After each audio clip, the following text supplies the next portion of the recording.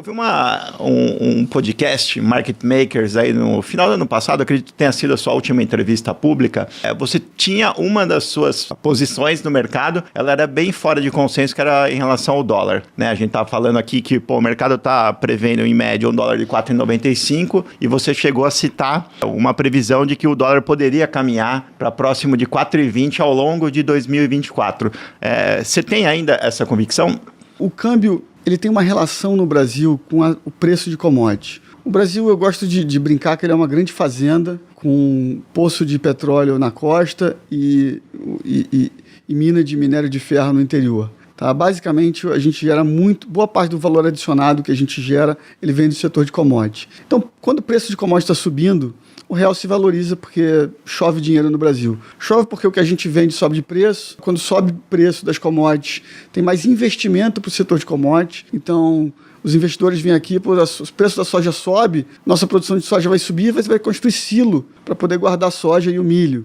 Você vai ter que construir estrada para poder transportar melhor a soja e o milho, vai ter que comprar caminhão. Então, assim, tem todo um valor adicionado no setor de serviço e no setor industrial. Aí a gente pode evoluir e falar da pecuária. Se a gente produz muito, o preço do milho no Brasil e da soja fica mais barato, o farelo e a ração do boi fica mais barato, do boi, do porco, do frango, você vai exportar frango, e assim todas as derivadas. Tá? É daí que vem o nosso valor adicionado. Então você vê uma correlação muito clara entre as duas variáveis, taxa de câmbio e preço de commodity. Essa correlação se quebrou. Se quebrou durante o meu período no Banco Central. Período que eu estive lá até recentemente. Se quebrou durante a pandemia, eu vi isso de perto. Foi um período duro, porque, em geral, quando o preço de commodity sobe, o preço de alimentação no Brasil também sobe. O câmbio valoriza e suaviza esse processo. O que a gente viveu na pandemia foi o câmbio, as commodities subiram muito, teve muita demanda por commodity, sem o preço do câmbio, o câmbio se valorizar. Isso foi muito ruim para a inflação, foi muito difícil para a condução da política monetária e requereu um ajuste grande do juro e rápido ao longo de 2021 e 2022.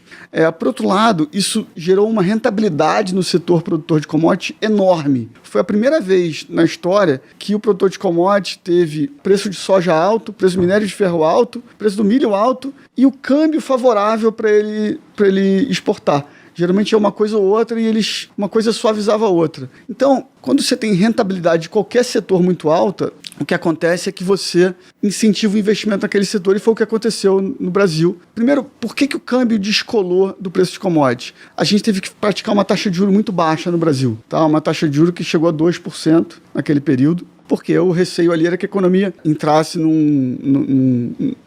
numa recessão normal, mas numa depressão, né? Aqui o Brasil e todos os países do mundo tiveram esse receio. Eu lembro a gente estava com a taxa Selic a 4,25%, que era disparado a mínima do Brasil. Estava tudo bem, as expectativas de inflação estavam controladas, o câmbio estava depreciando de forma confortável, e veio a pandemia, o Fed estava com uma taxa de juros, se não me engano, de 0,75%, posso estar errado um pouco aí nesse número, mas se não me engano era esse. Ele colocou a taxa de juros em zero numa tacada só, antes da gente entender o que seria pandemia, o que a gente ia viver na pandemia. E a gente lá no Banco Central do Brasil colocou a taxa de juros em 2%. Natural que o câmbio depreciou e descolou um pouco das commodities. A gente passou por um processo de desalavancagem do balanço da Petrobras, que deixou de trazer dólares durante um bom tempo para poder pagar a dívida em dólares que ela tinha no exterior. Outras empresas passaram pelo mesmo processo.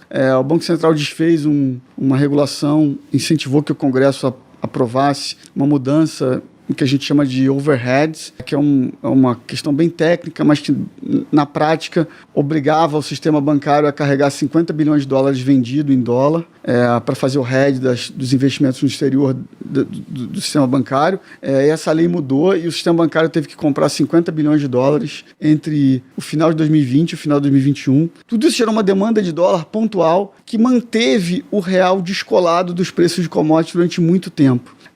A minha visão é de que a gente vai voltar a convergir. Esse nível de preço de commodities de hoje é compatível com o câmbio mais perto de 4,20 do que de 5.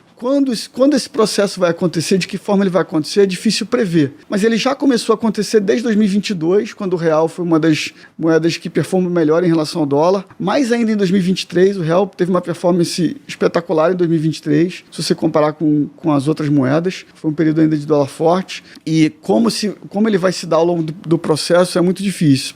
Pode perguntar, Bruno, mas a gente descolou a relação histórica em relação a preço de commodity. Será que vai voltar mesmo? Enquanto a gente tiver que manter a taxa Selic da casa de 2 dígitos, eu acho muito difícil a gente descolar para pior, né? O câmbio mais depreciado do que o nível de commodity sugere. Ele pode demorar para convergir para lá, mas eu acho difícil. E tem uma outra variável que é recente, que desde o meio do ano passado, o Brasil passou a crescer muito exportação de petróleo. Era uma coisa que não estava no cenário e está começando a fazer muita diferença para a balança comercial brasileira e para a conta corrente brasileira. Isso deveria fazer a relação histórica ser quebrada para o lado do câmbio mais apreciado que o padrão histórico em relação ao commodity. Seria um câmbio até mais perto de 4 do que de 5.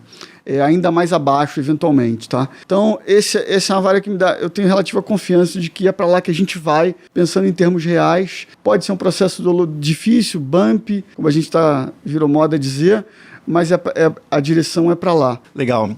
Bruno, explica um pouquinho agora como é que os fundos multimercados eles se aproveitam aí desse movimento, caso o câmbio realmente se aprecie, né? O real se aprecie em relação ao dólar como você está esperando, e um pouquinho do cupom cambial, né? Porque às vezes a pessoa fala, o dólar está 4,90, se ele for para 4,20 eu vou ganhar 14%, mas é muito mais do que isso que um fundo multimercado pode ganhar, né? Bom ponto. A gente fala muito, né?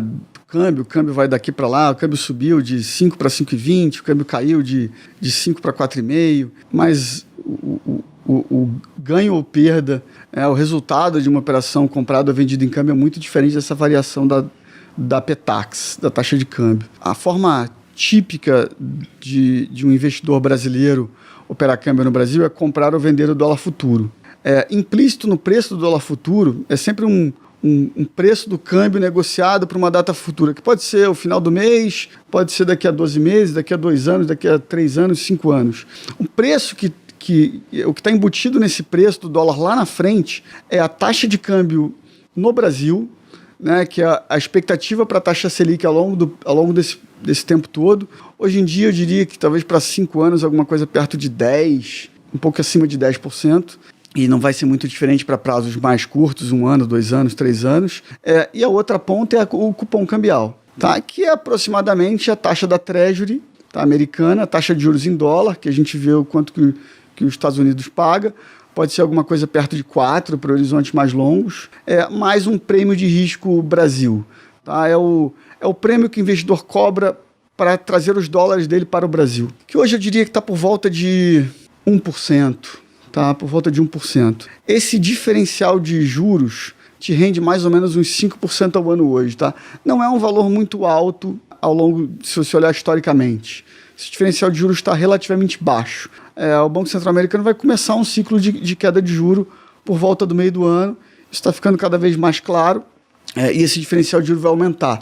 Então, em vez de 5, você vai passar a ganhar 6, né, 5,5, 6, 6,5. Essa é a tendência no curto prazo. E aí, como você lembrou, tem os 14% de valorização do câmbio, mais esses 5% ao ano que você ganha nessa remuneração. Por isso que é tão difícil ser comprador de dólar no Brasil. Parece fácil, né? Você lembra, poxa, eu comprei câmbio, o câmbio tem 60, que moleza ganhar o câmbio de 5. Você tem que considerar todo o custo de oportunidade de você ter o seu dinheiro em reais, onde o dinheiro rende muito mais do que em dólares. Tá? Então, se você comprou o câmbio ali no pior momento, ali 2015, no auge, falou, não, puxa, eu estou preocupado, eu vou dolarizar o meu dinheiro ali em 2015, você comprou o dólar futuro para se proteger. Você carregou de 2015 até hoje, o câmbio foi de 4 e pouco para 5, você ganhou muito pouco ali, ganhou um percentual muito pequeno. Com certeza que você pode, o que você ganha, às vezes, na taxa de câmbio, você perde, você devolve na taxa de juros, né? Então, você tem que ser movimentos rápidos para ganhar comprado em dólar, né? Exatamente. Ganhar comprado em dólar é historicamente muito difícil. No momento em que, no longo prazo, né? De hoje para amanhã, o que importa é quanto variou a taxa de câmbio e o spot. Mas quando você pensa de hoje para daqui a 1 ano, para daqui a 2 anos, quando você pensa em alocação do seu patrimônio, ter um percentual de dólar é sempre bom como diversificação. Mas para horizontes mais dilatados, esse carregamento, esse custo que você tem, né, o custo de oportunidade de ter o dinheiro em reais de 5% ao ano ou mais, na maior parte do tempo foi muito mais que isso, ele faz muita diferença no longo prazo. Então, é algo para pensar. Quando você parte de um nível de um câmbio tão depreciado, você tem uma noção, a média de longo prazo do câmbio real brasileiro é 4. Hoje ele está perto de 5. Então, assim, você está comprando ele num nível muito depreciado historicamente. Talvez ele só tenha sido mais depreciado na pandemia e lá em 2002. Acho que a gente é muito diferente de 2002. Em 2002 a gente não tinha reservas internacionais, a gente tinha um risco país de 2.000%, tinha uma incerteza enorme. Na pandemia tem a situação da pandemia, começou em juros de 2%, menos depreciado que esses dois períodos. Então você tem a taxa de câmbio a teu favor, você tem as commodities sugerindo que deveriam ser mais baixo e você tem o carregamento a teu favor para ter o dinheiro em reais hoje. Então eu vejo um cenário muito mais benigno para estar na posição oposta e estar vendido em dólares ao invés de estar comprado. Isso é legal, uma coisa que ele falou do dólar a 4, meio que ser o preço de equilíbrio.